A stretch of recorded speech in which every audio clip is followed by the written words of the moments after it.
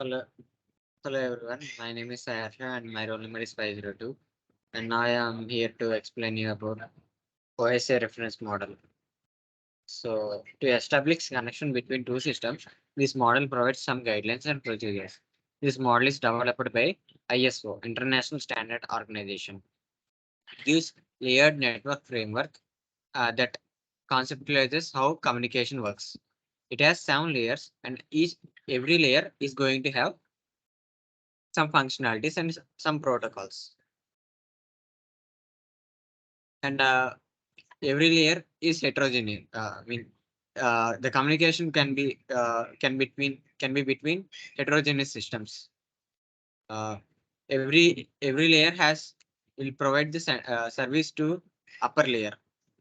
In sender, one who sends the data from the computer or the source. Receiver, one the one who receives the data through computer.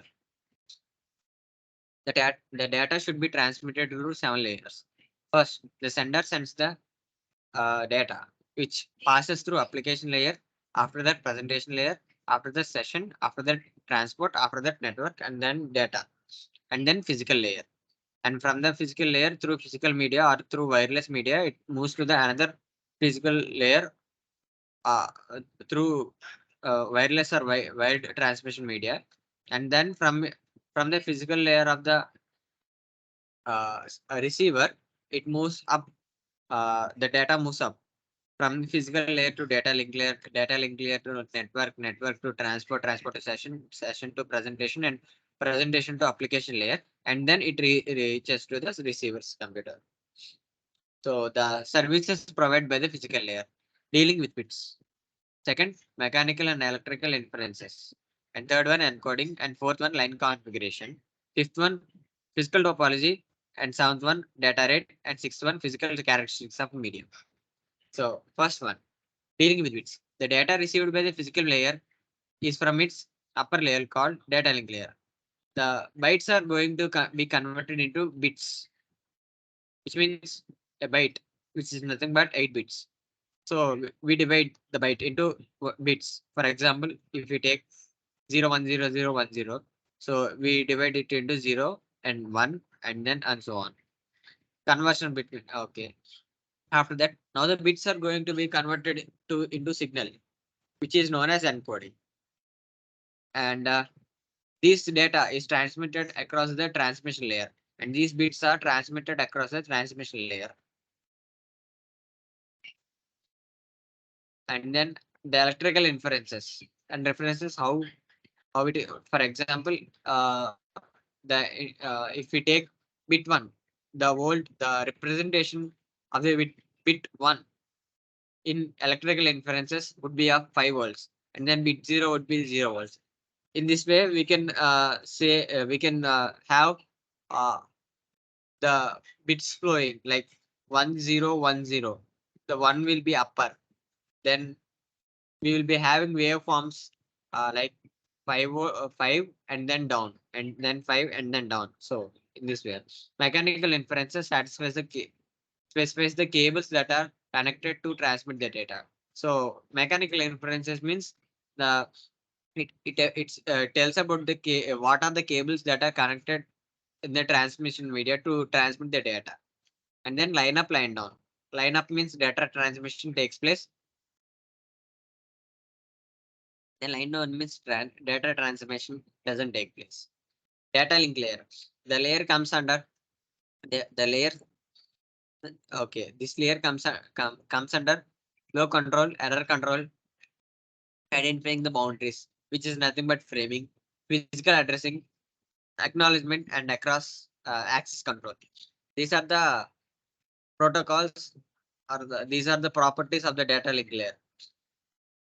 Let's come now coming to the flow control. This is the synchronization mechanism in which the regulation of flow of data is done. So error control. When the data is going to be transmitted, there are chances of transmission of error data. So error control. It consists of two things, which is error detection and error correction. And data link layer checks whether the data received correctly or not. And then now coming to framing, data is treated as frames. It accepts data from the network layer and converts it into frames. It splits the data of into n number of frames. It identifies the boundaries like head and tail. So MAC address, unique identifier for each system, which is nothing but physical address. IP address. When some systems are connected to the network, it identifies. Now we use IP address. After that, network layer, logical address. These are the functionalities of the network layer. First one is logical addressing, which is nothing but IP addressing. Second one is routing. Then third one is congestion control. Routing. What is meant by routing? Routing is nothing but defining the route between source and destination. Based on some criteria, we find shortest route to reach the destination. The criteria here is time and short route and the congestion control. If there are too many packets to transmit, then the capability of performance decreases because time will increase to reach the packets. So time will be more. So it is nothing but regulation of flow of packets. So congestion control is nothing but traffic regulation. And then functionalities of transport layer, end-to-end communication. So transport layer is not communicates end to end. And the functionalities are port addressing, segmentation and reassembly, flow control, and end-to-end error control. And fifth one is connection control. And here connection control is of two types: connection oriented and connectionless. Port addressing. If a system consists of n number of applications known as processes, if a process want to communicate with another process in another system, then the operating system assigns an ID or address for each process via internet. And then internet disconnects. Ports and IDs will be there. And then start use it to display various ports and status of the process. In segmentation and reassembly, the data from session layer, this layer breaks the data into n number of parts. Each part is known as segment. Segment is nothing but dividing the parts equally. And then if you have 96 KB and into 10, if we divide it into 10 parts, it would be of 10 KB each. So, I mean, if we take 100 KB. So all these 10 KB packets will be padding with 4 KB. So padding is done in order to achieve minimum length of the data by appending zeros. I mean, if we have 96 KB and if we divide it into 10 parts, we would be getting 90, I mean 9 10 KB parts and 6 KB part would be 1, and which means we are having 10 KB parts which are 9 and we are having a 6 KB part which is 1.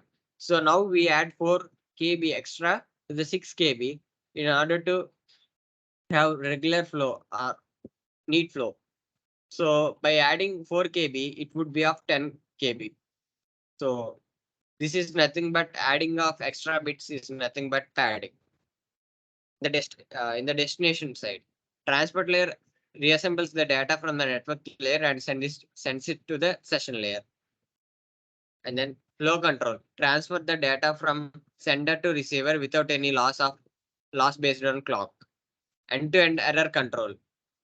If error occurs while transmitting the data, if signal misses, it need to correct.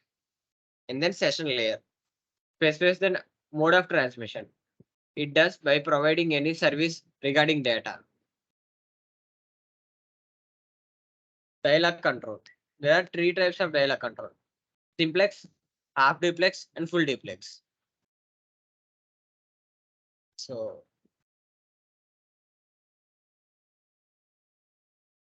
this is my seminar, and thank you.